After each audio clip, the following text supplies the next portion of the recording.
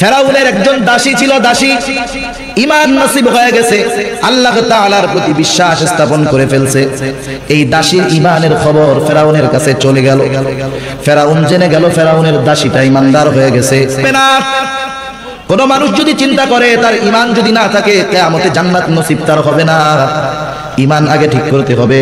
এখন এই ঈমান কতটুকুর কত দাম, সর্বোচ্চ পরিমাণ ঈমানের কত দাম, সর্বনিম্ন পরিমাণ ঈমানের কত দাম, একটা হাদিস আপনাদের খেদমতে পেশ করলেই বুঝতে সহজ হবে।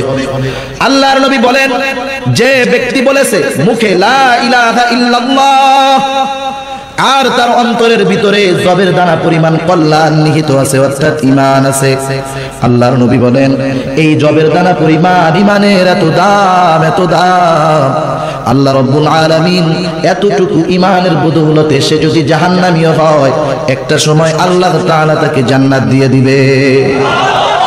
এরপরে নবী বলেন, যে মুখে বলেছে লা ইলাহা ইল্লাল্লাহ আর তার অন্তরের ভিতরে গমের দানা পরিমাণ কল্যাণ নিহিত আছে, অর্থাৎ ঈমান আছে, আল্লাহর নবী বলেন এই লোকটা, এই মানুষটা যদি জাহান্নামীও হয় ওই গমের দানা পরিমাণ ঈমানের এত দাম, এত দাম, আল্লাহ রাব্বুল আলামিন ওই পরিমাণ ঈমানের বদৌলতে একটা সময় আল্লাহ তাকে জান্নাত দিয়ে দিবে।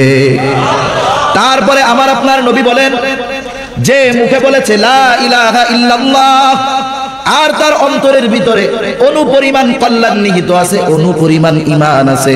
অনু কাকে বলা হয় সহজে বুঝেন। আমাদের উলামায়ে কেরাম অনেক সময় যাররার উদাহরণ দিতে গিয়ে বলেন, একটা বালুকে যদি 70 ভাগ করা হয় ওই 70 ভাগের একটা অংশকে একটা যাররা বলা হয়। এই বিষয়টা, এই যাররা অথবা অনু এতটা সূক্ষ্ম যেটা খালি চোখে দেখা যায় না, কেউ যদি দেখতে চায় অনুবীক্ষণ যন্ত্রের প্রয়োজন হয়, ওটা হাতে ধরা যায় না, দেখা যায় না। আল্লাহর নবী বলেন এতটুকু পরিমাণ যদি কারো ঈমান থাকে আল্লাহ রাব্বুল আলামিন ওই পরিমাণ ঈমানের বদৌলতে একটা সময় তাকে জাহান্নাম থেকে জান্নাতে আল্লাহ দিয়ে দিবে। এতটুকু ঈমানের বদৌলতে যেই জান্নাতটা পাবে সেটা মৌলভীবাজার শহরের সমান। কি বলেন? আল্লাহর নবী বলেন সবচাইতে ছোট জান্নাতের মালিক যে হবে এই দুনিয়ার 10 গুণ, অর্থাৎ এরকম 10টা দুনিয়ার সমান একটা জান্নাতের মালিক হয়ে যাবে, সবচাইতে ছোট জান্নাতের মালিক। এখন বুঝতে হবে মা ও বোন, তোমাকে ঈমান আগে রক্ষা করতে হবে। ঈমানকে এত সহজে হারানো যাবে না। ঈমান যদি হারায় ফেলো, অল্পতে যদি হুঁশ হারায় ফেলো, জান্নাত হারায় ফেলো। অথচ অতীতে কত মা গেছে, কত বোন গেছে, জীবন দিয়েছে, তবু ঈমান দেয় নাই। ফেরাউনের একজন দাসী ছিল, দাসী ঈমান নসিব হয়ে গেছে, আল্লাহ তাআলার প্রতি বিশ্বাস স্থাপন করে ফেলছে। এই দাসীর ঈমানের খবর ফেরাউনের কাছে চলে গেল। ফেরাউন জেনে গেল ফেরাউনের দাসীটা ঈমানদার হয়ে গেছে। ফেরাউন বারবার বলে, ও দাসী ঈমান বাদ দাও, আমাকে খোদা বলে মানো, যদি না মানো মৃত্যু হয়ে যাবে, বাঁচতে পারবা না, আমাকে খোদা বলে মানো। ঈমানের কত পাওয়ার, একটা বোন কত পাওয়ার ঈমানের। ঈমান সে হরণ করে নাই, ঈমানটা সে ছেড়ে দেয় নাই, বলে ঈমান ছাড়বি না, দেখ তোর কি করি। এইবার ফেরাউনের নির্দেশে ফেরাউনের সামনে বড় পাতিলার ভিতরে তেল গরম করা হলো। একটা মানুষ দুনিয়াতে সবচাইতে তার দুর্বল স্থান হলো তার সন্তান, ঠিক কিনা বলেন? কারণ একটা মানুষ তার সন্তানের জন্য জীবন দিতে তৈয়ার। পিতার চাইতে সন্তানকে বেশি ভালোবাসে মা। একটা মা সন্তানকে এত পরিমাণ ভালোবাসে, কোন সন্তান যদি 50 বছরও কোনো মাকে কষ্ট দেয়, কোনো মাকে যদি যত্ন না করে, খেদমত না করে, 50 বছর পর ওই মা যদি বেঁচে থাকে, সন্তানটা যদি সামনে এসে শুধু মা বলে পাটা জড়ায় ধরে, সাথে সাথে 50 বছরের রাত মার দূর হয়ে যায়। এত মোহাব্বত করে সন্তানকে। ফেরাউন এইবার ওই মহিলার 2টা বাচ্চা ছিল, একটার বয়স 6 বা 7 বছর, আর একটা হলো দুধের শিশু, সামনে নিয়ে আসতে বলে, ও মহিলা ঈমান ছাড়। বলে না, ঈমান ছাড়বো না। এইবার উত্তপ্ত তেলের মাঝে ওই 7-8 বছরের বাচ্চাটাকে নিক্ষেপ করে দিল। সাথে সাথে এই বাচ্চাটা নিশ্চিহ্ন হয়ে গেল, কাবাব হয়ে গেল, হাড্ডিগুলো আলাদা হয়ে গেল। এমন অবস্থা। এইবার মহিলাকে বলে, ও মহিলা এখনো সময় আছে, ফেরাউনকে খোদা বলে মান। মহিলা বলে না, মানবো না। আবার কোলের বাচ্চাটাকে নিয়ে সাথে সাথে আগুনের ওই তেলের ভিতরে নিক্ষেপ করে দিল। এইবার মহিলা বলতেছে না, তবুও ঈমান ছাড়বো না। মহিলাকে এবার ফেরাউন বলে, এখনো সুযোগ আছে, আগে নিজের জীবনটা বাঁচাও। ইতিমধ্যে মহিলার সামনে একটা দৃশ্য ভেসে উঠেছে, ওই পুড়ে হাড্ডি হয়ে যাওয়া সন্তানগুলাকে দেখতে পায়, তারা জান্নাতের ভিতরে উঠতেছে। ওই বাচ্চা দুটা মাকে লক্ষ্য লক্ষ্য করে বলে, ও মা, তুমিও আমাদের মতো এখানে চলে আসো, তোমার সাথে আমাদের আসলেই আমাদের মিলন হয়ে যাবে। মা সাথে সাথে তেলের ভিতরে লাফ দিয়া পড়ে গেছে। মরার আগে একটা দাবি ফেরাউনের কাছে বলে, ও ফেরাউন, তোমার কাছে মরার আগে একটা দাবি হলো, আমাদের এই মা মেয়ে এদের হাড্ডিগুলোকে একত্রে তুমি কবর দিবা। ফেরাউন বলে, হ্যাঁ, তোর কথাটা রাখা হবে। পয়গম্বরে আরবি এই যে কবর দেওয়া হলো, যখন মেরাজের রজনীতে মসজিদুল হারাম থেকে মসজিদে আকসার দিকে যাইতেছেন, মিশরের দিক হতে একটা সুঘ্রাণ আসতেছিল। এই মুহূর্তে জিবরাইল আমিনকে জিজ্ঞাসা করে, ও জিবরাইল, এত সুন্দর সুঘ্রাণ কখন কোথা থেকে আসতেছে? ফেরাউন বলে, ও পয়গম্বর, এ হলো ওই মা এবং তার দুই কন্যা, যাদেরকে ফেরাউন ঈমানের কারণে তেলের ভিতরে নিক্ষেপ করে হত্যা করেছিল। তাদেরকে যেখানে দাফন করা হয়েছে, আর তাদের ঈমানের সম্মান আল্লাহ এত দিয়েছে, যার কারণে তাদের কবর থেকেই সুঘ্রাণ বের হইতেছে। তাহলে তো এমন মাও গেছে দুনিয়া থেকে যারা জীবন দিয়েছে তবু ঈমান দেয় নাই, ঠিক কিনা বলে? আর এখন তো ঈমান কথায় কথায় দিয়া দেয়। এখন মানুষের ঈমান হরণ করা সহজ, মহিলাদেরটা আরো বেশি। তাই এক নম্বরে যদি কেউ জান্নাতে দাখিল হতে চায়, এই লোকটার, এই মহিলার, এই মানুষের ঈমান ছাড়া বিকল্প কোনো কিছুই হতে পারে না, ঠিক কিনা বলে? আমি আপনাদের সামনে একটা হাদিস পেশ করেছি। আল্লাহ রাব্বুল আলামিন তার পবিত্র কালাম কোরআনুল কারীম থেকে একটা আয়াতের অংশ তিলাওয়াত করেছি। আল্লাহ রাব্বুল আলামিন সতী সাধ্বী সফল নারীর কয়েকটা গুণ আল্লাহ এখানে বর্ণনা করেছেন। সালেহাত সতী সাধ্বী নারীর এক নম্বর গুণ হলো সে আনুগত্যশীল হয়। কি হয়? আনুগত্যশীল হয়। দুই নম্বর, সে স্বামীর অনুপস্থিতিতে আল্লাহ রাব্বুল আলামিনের হেফাজতে সে তার সতীত্ব, স্বামীর সম্পদ, এমনকি যেগুলো দেখা যায় না অন্যান্য সব কিছুর যথাযথ হেফাজত করে। তাহলে একটা নারী আল্লাহর পক্ষ থেকে সতীত্বের সার্টিফিকেট পেল, যে আনুগত্য অর্জন করলো। আর এই আনুগত্যের সর্বোচ্চ পর্যায়ে অর্জন হয় ঈমানের মাধ্যমে। কিসের মাধ্যমে? ঈমানের মাধ্যমে। এরপরে যখন তার বিবাহ হবে, স্বামীর অনুপস্থিতিতে সে স্বামীর যেই সম্পদ, তার যেই ইজ্জত আবরু এবং অন্যান্য যা কিছু আছে সব কিছু হেফাজত করবে। এই হলো সতী নারীর পরিচয় আল্লাহ দিয়েছেন। কে দিয়েছেন? আল্লাহ দিয়েছেন।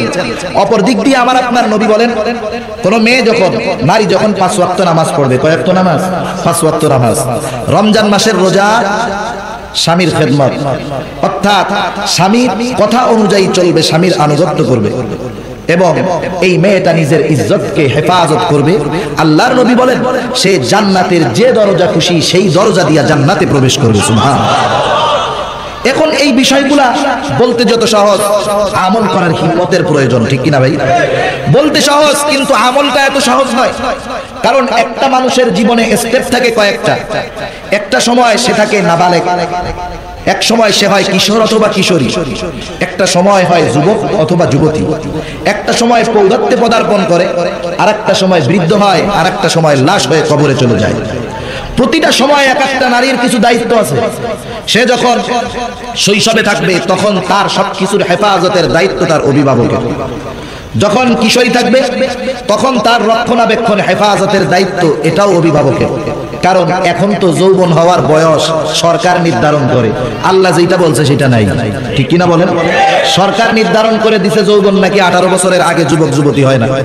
কিন্তু কোরআন সুন্নাহর আলোকে একটা মেয়ে 12 বছর বয়সে যৌবনে পদার্পণ করতে পারে।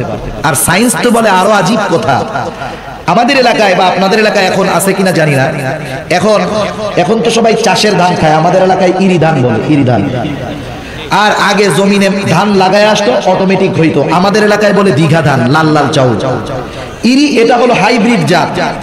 এই ইরি ধান এর ভিতরে কীটনাশক দেওয়ার কারণে মানুষের শরীরের ভিতরে এতটা প্রভাব বিস্তার করে, কখনো কখনো কোনো মেয়ে 6 বছর বয়সে এসে যুবতীর মতো অবস্থা তার হয়ে যায়। অর্থাৎ তার যেই বিশেষ ঋতু, একটা বিশেষ কিছু আল্লাহ তাআলা তাকে দিয়েছেন, 6 বছর বয়সে চালু হয়ে যায়। তার মানে যৌবনের স্বাদ উপভোগ করার বয়স তার 7-8 বছরেও হয়ে যায়। যার কারণে মাঝে মধ্যে পত্রিকায়, ইন্টারনেটের খবরে দেখা যায় 1, 2, 3, 4 এর ছেলে মেয়ে জেনায় লিপ্ত হয়েছে, ঠিক কিনা বলেন? এটা তো আগে ছিল না, এখন হলো। 12 বছর সর্বোচ্চ সময় ইসলাম বলে দিল। আর একটা সংগঠন, মানবাধিকার সংগঠন, নারীবাদী সংগঠন, এরা নির্ধারণ করে দিল 18 বছর। কিন্তু অধিকাংশ সময় 18 বছরের আগে একটা মেয়ে তার সতীত্বকে কতটুকু রক্ষা করতে পারে আল্লাহই ভালো জানে।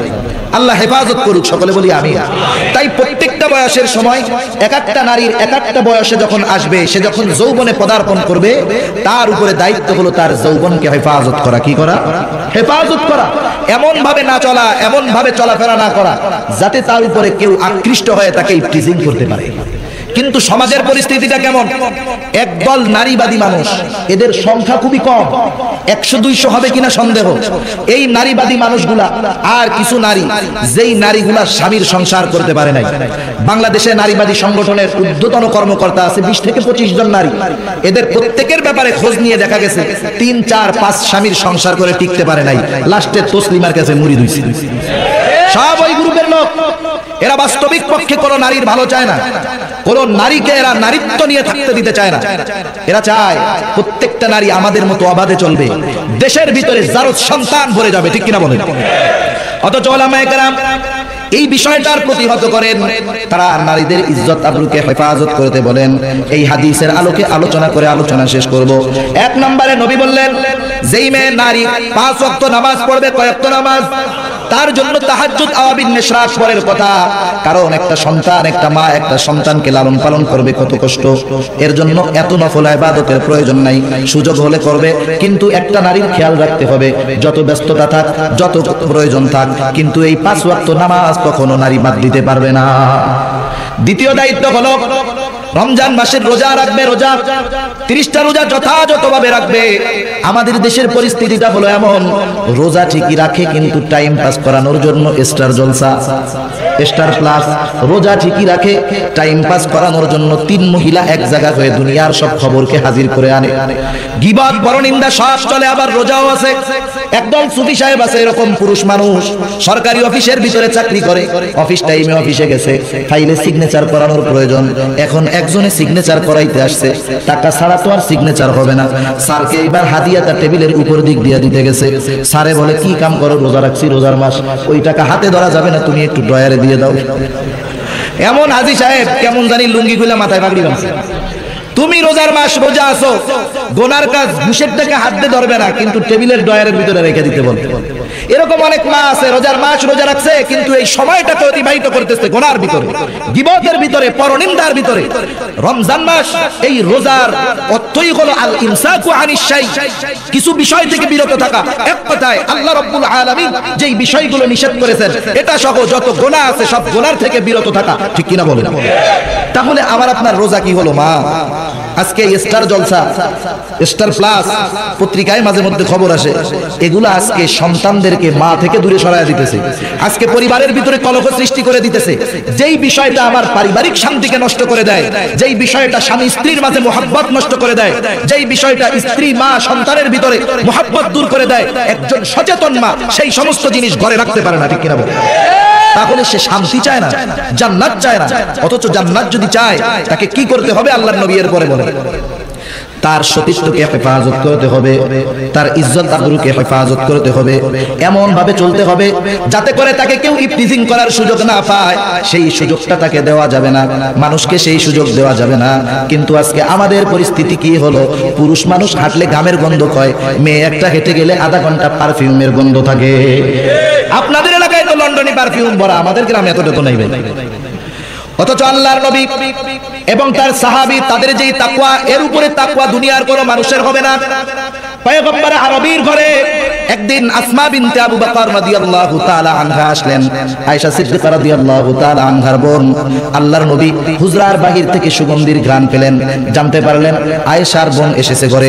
আল্লাহর নবী জানায় দিলেন, কোন মহিলার জন্য যদি স্ত্রী, স্বামী যদি বাড়িতে না থাকে, কোন সুগন্ধি ব্যবহার করা হারাম, সুগন্ধি ব্যবহার নিষেধ। অথচ রাস্তা দিয়ে সুগন্ধি মাখায় হেঁটে যায়। অবস্থা কত খারাপ মুমিন। আজকের যেই পোশাকগুলা বাজারে সয়লাব হয়ে গেছে, বিভিন্ন দেশের থেকে আমদানি করা হয়, পাশ্চাত্য সভ্যতার পোশাকগুলা সমাজে সয়লাব হয়ে গেছে। আরেক দল নারীবাদী মানুষ সমাজের ভিতরে প্রোপাগান্ডা ছড়ায়, বলে নগ্নতা মানেই অশ্লীলতা নয়। আছে না নাই? বলে কি বলে না? এরা এটাকে ফ্যাশন বলে, এরা এটাকে মডেল বলে। এরা কি করতে চায়? এরা আবার এই স্লোগানও দেয়, কোন নারী যদি হিজাব পরে বুঝতে হবে এর ভিতরে উগ্রবাদিতার সমস্যা আছে। কোন ছেলে যদি টাকনুর উপরে প্যান্ট পরে বুঝতে হবে এই ছেলেটার ভিতরে উগ্রবাদিতার সমস্যা আছে।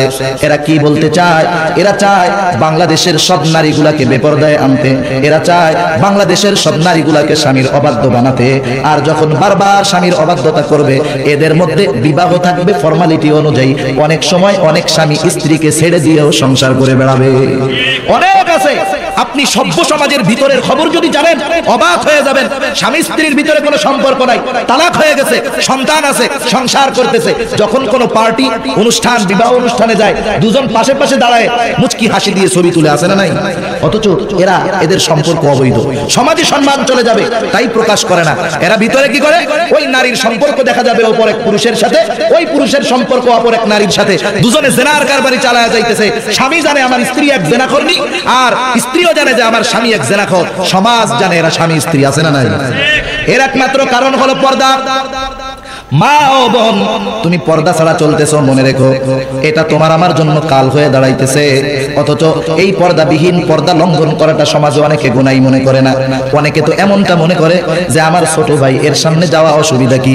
দেবর স্বামীর ভাই, এত আমার ভাইয়ের মতো, এর সামনে যাওয়ার অপরাধটা কি?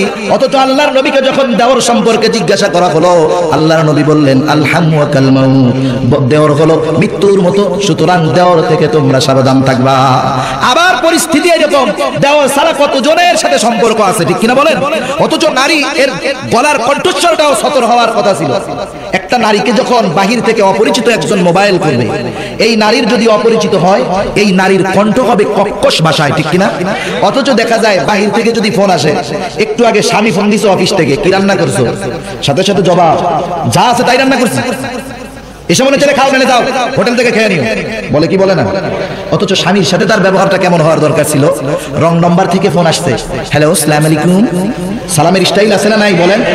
যখন একটা নারী তার নিকটাত্মীয়দের সাথে কথা বলে ফোনের সাউন্ডটা একরকম, যখন তার অপরিচিত কারোর সাথে কথা বলে আর এক রকম। এটা ছেলেদের ক্ষেত্রে টেস্ট করা লাগবে, মেয়েদের ক্ষেত্রে লাগবে না। আপনি একটা ছেলেরে ফোন দিবেন, ওই ছেলেটা যখন ফোন ধরবে, কিরে দোস্ত কেমন আছো, যখন ওর মেয়ে বন্ধু ফোন দিবে, হ্যাঁ কেমন আছো, সুরটা সাথে সাথে নরম হয়ে যাবে। বাসায় ফিরতেছে না রাত 10টা, মা ফোন দিতেছে, যুবকটা ফোন ধরেই বলে এত ফোন দাও কেন, বোঝো না যে আসমু আমি কি মরে গেছি নাকি? অথচ এই মুহূর্তে যদি একটা মেয়ে ফোন দেয়, মেজাজ যতই গরম থাকুক ভাষাটা নরম হয়ে যায়। এটা কে করায়? শয়তান। কে করায়? শয়তান। সুতরাং এই জন্য বুঝতে হবে যে নারী যখন কথা বলবে কোন অপরিচিত পুরুষের সাথে, এর ভাষা হবে কর্কশ। আমি একবার শাইখুল হাদিস আল্লামা আজিজুল হক রাহমাতুল্লাহি আলাইহি, তার বড় মেয়ে, তার একটা মাদ্রাসা আছে, সেখানে গেলাম। দরজায় যখন টুকা দিলাম, সালাম দিলাম, ভিতর থেকে কর্কশ ভাষায় সালামের উত্তর আসলো। আমি যাকে চাইতেছিলাম উনি একজন মুরব্বী মহিলা। যখন বললাম যে খালা কি বাসায় আছেন, ভেতর থেকে এমন কড়া ভাষায় জবাব দিল, না বাসায় নাই, পরে আসেন। প্রথম আমার ব্যবহারটা কষ্ট লাগলো, এরপরে আমার পরক্ষণে যখন স্মরণ হলো, চিন্তা করলাম এরা তো শাইখুল হাদিসের আওলাদ, এদের তো সেই হাদিসটা জানা আছে। বাহিরের মানুষ যত বড় পীর সাহেব আর সুফি সাহেব হোক না কেন, এই ব্যক্তির চরিত্র নিয়ে কোনো গ্যারান্টি নাই। অহরহ অনেক ঘটনা এরকম আছে, অনেক আবেগকে শয়তান ফাঁদে ফেলায় দিচ্ছে। মা, এই শয়তানের ফাঁদে পড়ে তুমি তোমার ঈমানকে হারায়ো না, ইজ্জতকে হারায়ো না, হেফাজত করো, ঠিক কিনা বলো? বনি ইসরাইলের এক আবেদ ব্যক্তি ছিলেন, আবেদ ব্যক্তি। শয়তান তাকে কখনো ধোঁকা দিতে পারে নাই। শয়তান ধোঁকা না দিতে পেরে ফোন দিয়ে আসলো। আল্লাহর নবী বলেন, শয়তানের সর্বোত্তম সবচেয়ে কঠিন ফাঁদ হলো নারী। নারী দিয়া শয়তান বহু জাতিকে ধ্বংস করায় দিয়েছে, ঠিক কিনা বলেন? আজকে মুসলিম উম্মার এই পরিস্থিতিটা কেন হলো? সমগ্র দুনিয়ায় মুসলমান নির্যাতিত কেন? আপনি সব কিছু গবেষণা করে দেখেন, প্রত্যেকটা বিশ্লেষণের সর্বশেষ প্রান্তে ফলাফল পাবেন ওই যে ইহুদি আর খ্রিস্টানদের নারীগুলা আরব শেখদের ঘরে ঘরে ঢুকে গেছে, সব ওই জায়গায় ভরা। আমার কিছু চিন্তা ভাবনা মাথায় আসে না। যুদ্ধ হয়েছে, পশ্চাত্য শক্তি একত্র হয়ে মুসলমানদের বিরুদ্ধে হামলা করেছে, কুলায় পারে নাই। এইবার যখন দলে দলে মুসলমান মুরতাদ হয়ে যেতে থাকলো, মুনাফিকি বেঈমানি করতে থাকলো, ওই গোয়েন্দাকে সালাউদ্দিন আইয়ুবী জিজ্ঞাসা করে, তোমরা মুসলমানদের ভিতরে কি অস্ত্র প্রয়োগ করো যার কারণে এরা নিজেদের ঈমানকেও খুইয়ে দেয়, ব্যাপারটা কি? ওই গোয়েন্দা বলে, ও সালাউদ্দিন, আপনি শুনে রাখেন, আপনি যদিও বড় পাক্কা মুমিন, কিন্তু আপনার ভিতরে কিছু বেঈমান আছে, বেঈমান। এদের ঈমান আমরা টাকা দিয়া কিনি নাই, এদের ঈমান আমরা অস্ত্রের মুখে কিনে নেই নাই, শুধুমাত্র এদের ভিতরে দুইটা জিনিস ছেড়ে দিয়েছি। দুইটা জিনিস, একটা হলো নারী আর একটা হলো মদ। আর এই দুইটা পচা জিনিস পাইয়া ওরা সবচাইতে দামি ঈমান আমাদের কাছে বিক্রি করে দিয়েছে। তাহলে শয়তানের সবচেয়ে বড় ফাঁদ হলো নারী। ওই আল্লাহর গোলামকে যখন কোনোভাবে ধোঁকা দিতে পারতেছে না, এইবার চিন্তা করেছে নারীর ফাঁদ ফালাতে হবে। বনি ইসরাইলের কয়েকজন যুবক ছিল জেহাদে যাবে, এইবার তাদের একটা মাত্র বোন কার কাছে রেখে যাবে? শয়তান একটু পরামর্শদাতা সেজে এসে বলে, শোনো, তোমার বোনকে যদি একা বাড়িতে রেখে যাও তুমি, তাহলে তোমার বোনের হেফাজত নাই, তাকে কে কখন নিয়ে যাবে কি করবে ঠিক নাই। জঙ্গলার ভিতরে একজন বড় আবেদ আছে, আল্লাহওয়ালা আছে, তার কাছে গিয়ে রেখে আসো। ওই তিন ভাই তার কাছে নিয়ে গেল। বারবার রিকোয়েস্ট করার পরে প্রথমে ওই আবেদ বলে, না, কোন নারীকে আমার কাছে রাখতে পারবো না। শেষ তাদের পিড়াপিড়িতে বলতেছে, যাও ওই যে দূরে ঘরটা দেখা যায় ওটার ভিতরে রেখে আসো। এইবার দৈনিক ওই আবেদ নিজে গিয়া খানা দিয়া দূর থেকে ডাক দেয়, খানা রেখে আসছি। কয়েকদিন পরে চিন্তা করে, একজন মেয়ে মানুষ, সে তো আমার মেয়ের মতোই, আমি তো মুরব্বী মানুষ, অসুবিধা কোথায়, তার খোঁজ খবরটা একটু নেই, খানাটা একটু কাছে গিয়ে দিয়েছি। এইবার খানা দিয়া দরজার পাশে দাঁড়ায়, ডাক দিয়া বলে, মা তোমার খানাটা নাও। এভাবে কয়েকদিন চললো। এইবার চিন্তা করে, আমি তো বৃদ্ধ মানুষ ও যুবতী, তাতে কি হয়েছে, একটু খোঁজ খবর নেই, দাঁড়ায় খোঁজ গল্প করি। দুজনের ভিতরে গল্প চলতেছে। আস্তে আস্তে শয়তান তাদেরকে কাছে নিয়ে গেল। 60 বছরের বৃদ্ধ এইবার 16 বছরের যুবকের মতো হয়ে গেল। তার ভিতরে শয়তান কামনা বাসনা জাগায় দিল। উভয়ের মাঝে সম্পর্ক তৈরি হতে থাকলো।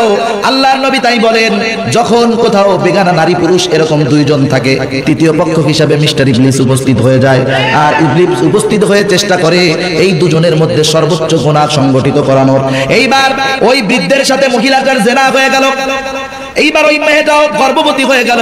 কিছুদিন পরে তার মাথার ভিতরে টেনশন যে এই মেয়েটাকে তো আমার কাছে ওর ভাইরা আমানত রেখে গিয়েছিল, আসার সময় হয়ে গেছে, এখন যদি দেখে যে এর বোনটা গর্ভবতী, আমাকে তো সাইজ করে দিবে, কি করা যায়, মাথায় বুদ্ধি আসে না।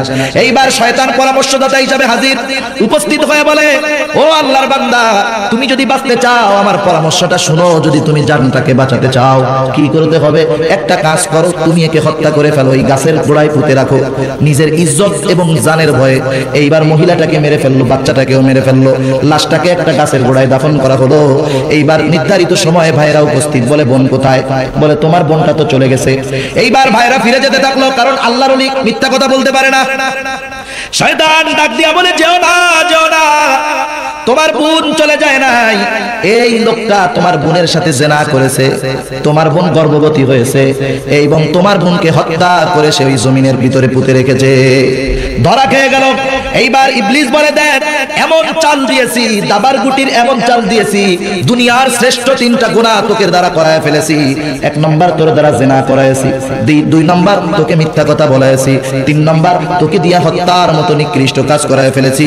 বাস্তবিক কথা, আল্লাহর কসম করে বলি, আজকে তুমি খোঁজ নিয়ে দেখো, অনেক সময় একটা যুবক আর একটা যুবককে মেরে ফেলে, এক বন্ধু আর এক বন্ধুকে মেরে ফেলে। এইগুলার ভিতরে বাস্তবিক পক্ষে মূল কারণ হলো নারী।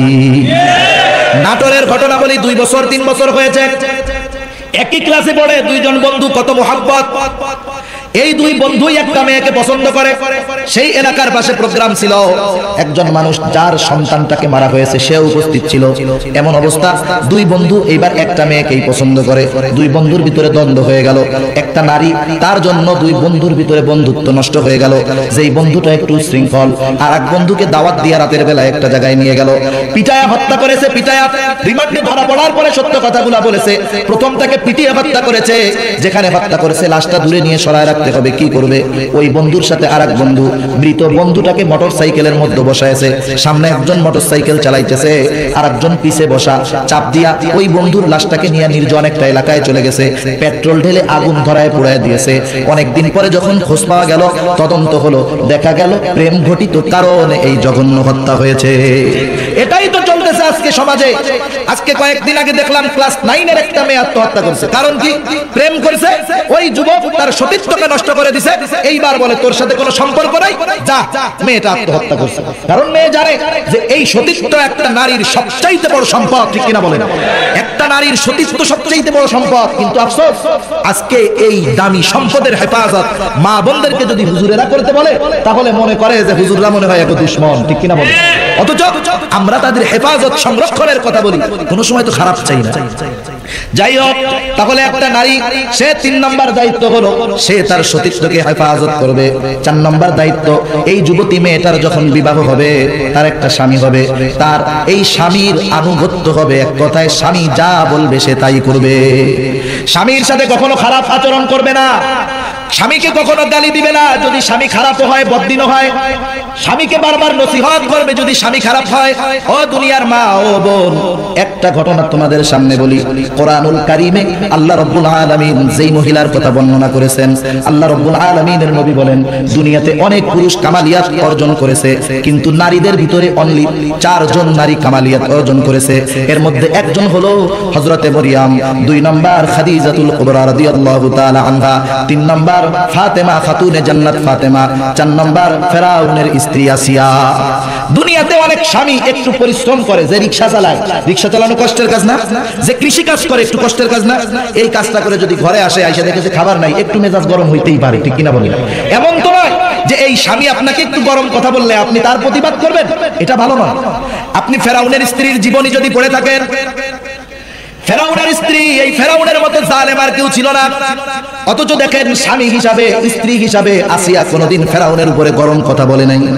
ফেরাউন যতই গরম দিছে, স্বামী হিসাবে আসিয়া ফেরাউনকে নসিহত করেছে, বারবার বোঝানোর চেষ্টা করেছে কেমন অবস্থায় আসিয়া, তবুও সে কোনোদিন ফেরাউনের সাথে খারাপ আচরণ করে নাই। যখন ফেরাউন দেখতে থাকলো নিজের ঘরের স্ত্রী আমাকে খোদা বলে মানে না, আমাকে রব বলে স্বীকার করে না, নিজের পক্ষের লোক যদি, নিজের স্ত্রী যদি ভোট না দেয়, বাইরের ভোট কেমনে পাবো, ঠিক কিনা বলে? এক লোক নির্বাচনে দাঁড়াইছে, এখন নির্বাচনে দাঁড়ানোর পরে ওর বউ বলে তুমি কি ভোট পাইবা, তোমার ভোটটাও তো আরেকজনকে দিবা। এরকম অনেক ক্যান্ডিডেট দাঁড়ায় না? আমাদের এলাকায় দাঁড়াইছে এক ক্যান্ডিডেট চেয়ারম্যানের নির্বাচনের সময়, আর একটারে ঠেক দিবে।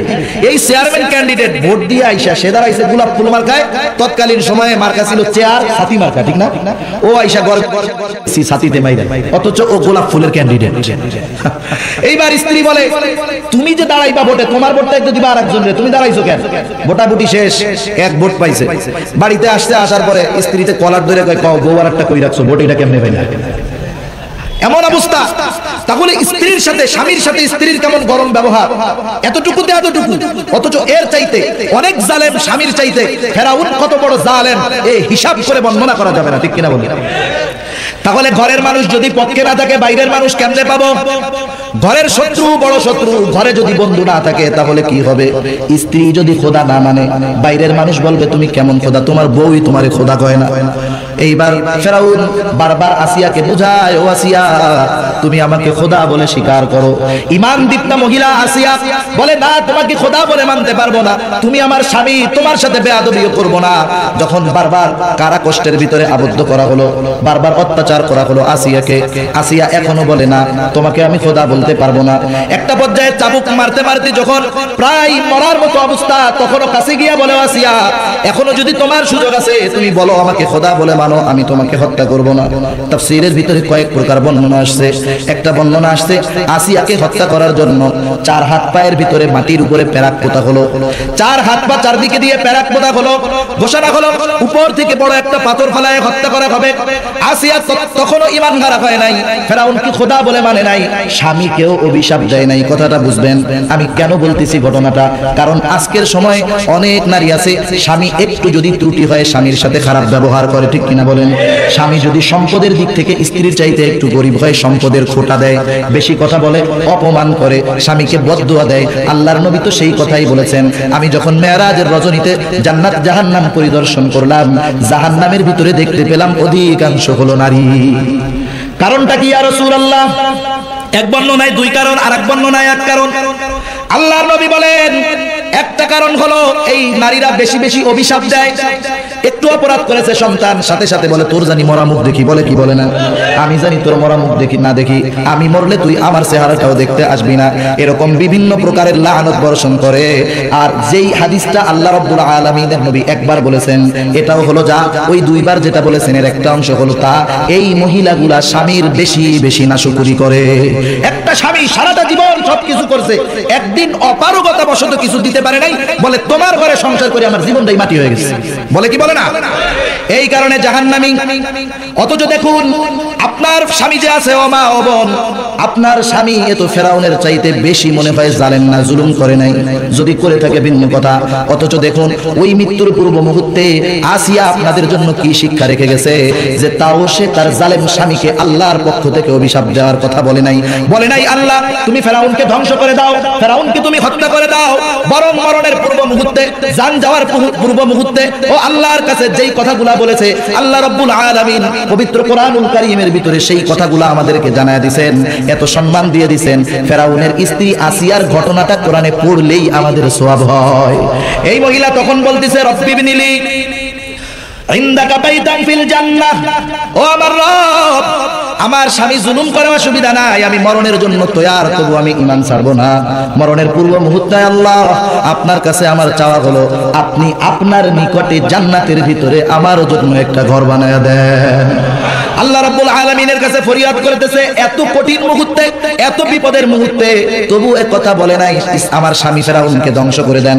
এরপরে তিনি বললেন রব্বি নাজ্জিনি, আমাকে আল্লাহ আপনি নাজাত দেন, আপনি এই ফেরাউন এবং এর জালেম সম্প্রদায়ের হাত থেকে আমাকে আপনি নিষ্কৃতি দেন। এ কথা বলে নাই আপনি এই জালেম ফেরাউন এবং তার দলকে ধ্বংস করে দেন। স্বামী হিসাবে কতটুকু শ্রদ্ধা করার প্রয়োজন তোমার জীবনে 9 বছরের ওয়াজ, 90 বছরের ওয়াজ 9 মিনিটে বোঝা যায় যদি মানার খেয়াল থাকে, ঠিক কিনা বলেন? অথচ দেখুন এই আসিয়া বলে নাই যে আল্লাহ ফেরাউনকে ধ্বংস করে দেন, সে বলেছে আপনি তাদের দুষ্কৃতি থেকে আমাকে আপনি মুক্ত করেন। কথাটা কতটা তাৎপর্য রাখে। অথচ আজকের নারীরা, আজকে আমার আপনার বোন একটু ত্রুটিতেই স্বামীকে অভিশাপ দেয়, ঠিক কিনা বলেন? অথচ সম্মান কতটুকু, সারা জীবনের একটা ওয়াজ আপনারা খেয়াল রেখে না। ও মা, আল্লাহ রাব্বুল আলামিনের নবীকে সাহাবায়ে কেরাম একদিন বলতেছে ও পয়গম্বর, অতীতের উম্মত তাদের নবীকে সম্মানসূচক সিজদা করত, আমাদেরও মনে চায় আপনাকে আমরা সিজদা করি। আল্লাহর নবী বলেন আমার তো ভয় হয় দুনিয়া থেকে যাওয়ার পরে না জানি তোমরা আমার কবরটাকে সিজদার জায়গা বানায় ফেলো। সাবধান, তবে শুনে রাখো, দুনিয়াতে যদি কোনো মানুষকে মানুষের সিজদা করার আদেশ দেওয়া হতো, আমি দুনিয়ার নারীদেরকে বলতাম তোমরা তোমাদের স্বামীদেরকে সিজদা করবা। এই কথা যদি কোনো নারী বুঝে, তাহলে কোনোদিন এই নারী স্বামীর সাথে বেয়াদবি, অশালীন আচরণ করতে পারে না, ঠিক কিনা বলে? অথচ দেখুন স্বামী তার স্ত্রীকে ভালোবাসে, বিবাহের পরে যেই ভালোবাসাটা হয় এটা চেহারার কারণে হয় না, চরিত্রের কারণে হয়।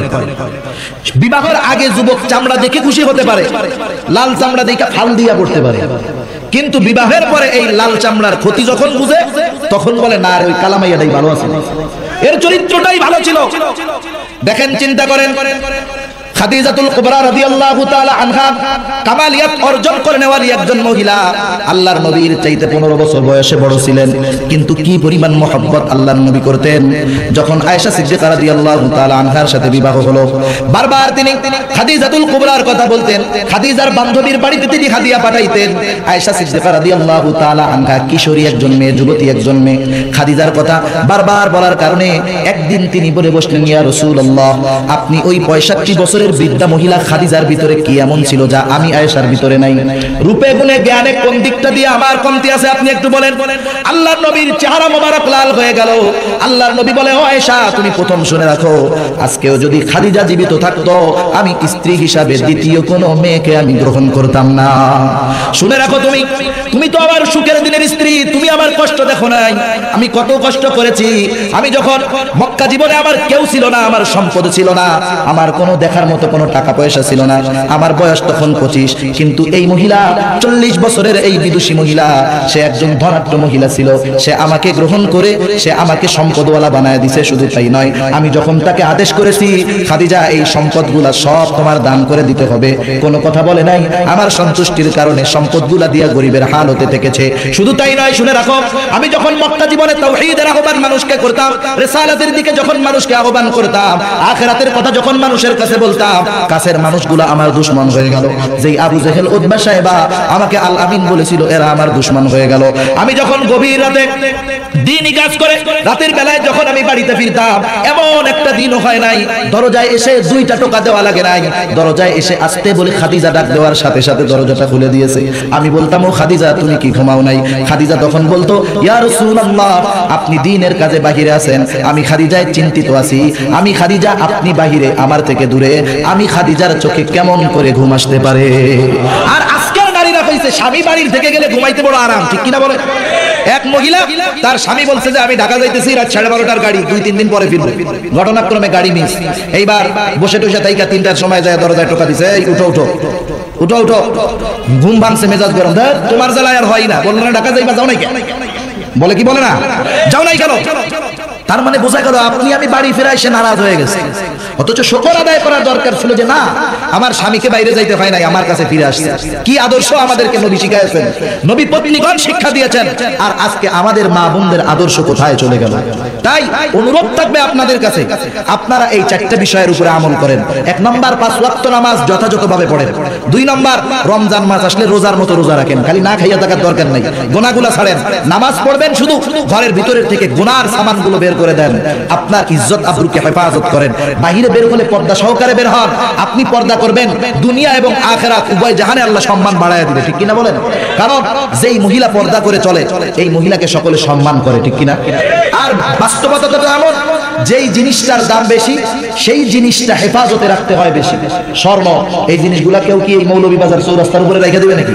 যে ধরেন এই যে আমার স্বর্ণ আছে সবাই দেখেন, ওটা জানি যাইব না।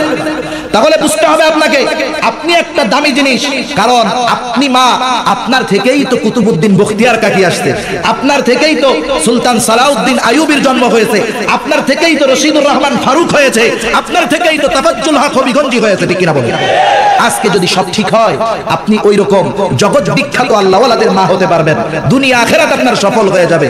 আর যদি উল্টাপাল্টা করেন, আপনার গর্ভের থেকে আল্লাহ তাআলা চাইলে এরশাদ শিকদার, পিসি হান্নান, কালা জাহাঙ্গীরও বাইর করতে পারে, ঠিক কিনা বলেন? দুনিয়া আখিরাত উভয় জাহানের শান্তির 12টা বাজায় দিবে। তাই অনুরোধ আপনাদের কাছে, আপনারা নেপোলিয়ন ছিলেন না? নেপোলিয়ন ফরাসি বিপ্লবের বড় একজন নেতা, ফ্রান্সের মানুষ যাকে দেবতার মতো সম্মান করে, এইরকম একজন বড় বীর, সে বলতেছে শোনো, আমাদের জন্য শিক্ষণীয় এটা, তোমরা আমাকে একটা আদর্শ মা দাও, আমি তোমাদেরকে একটা আদর্শ জাতি দিব। আজকে মা অনেক আছে, আফসোস সেই মা আর নাই, যেই মা আমাদের জন্য আদর্শ হতে পারবে, সেই সব মায়ের বড়ই অভাব, ঠিক কিনা বলেন? তাই আমরা সেই ধরনের মা চাই। আপনাদের কাছে অনুরোধ, আল্লাহ তাআলা দুনিয়াতে তো সম্মান দিবেন, আমার মার কি সম্মান কম? সম্মান কম? খালেদ সাইফুল্লাহ আইয়ুবী সাহেব, ওনার মা পর্দা করেন, সম্মান কি কম? এই যে ওলামায়ে কেরাম বয়ান করলেন, আরো করবেন, আরো চিনেন আল্লাহওয়ালা, এনাদের মাদের সম্মান কি কম? আরে মিয়া, এদের মা বাবার নাম মুখে নেওয়ার পরে রহমাতুল্লাহি আলাইহি যোগ করে, মরার পরেও দোয়া করে, আপনাদের জন্য দোয়া করবে, দুনিয়া আখিরাতের সফলতা লাভ করবেন, জান্নাতে যেতে পারবেন। আর যদি নিজের খেয়াল খুশি মতো চলেন, এই রাস্তা তাহলে জান্নাতে আপনাকে পৌঁছাবে না, ও রাস্তা আপনাকে জাহান্নামে পৌঁছায় দিবে। তাই যা কিছু আলোচনা হলো, আমাদের সকলের দায়িত্ব হলো আমাদের মা বোনদের কাছে কথাগুলো পৌঁছায় দেওয়া, এবং যেই মা বোনের আলোচনা শুনেছেন, আলোচনা অনুযায়ী আমলের চেষ্টা করা। আল্লাহ তাআলা তৌফিক দেন, আমিন। ওয়া আখিরু দাওয়ানা আলহামদুলিল্লাহি রাব্বিল আলামিন।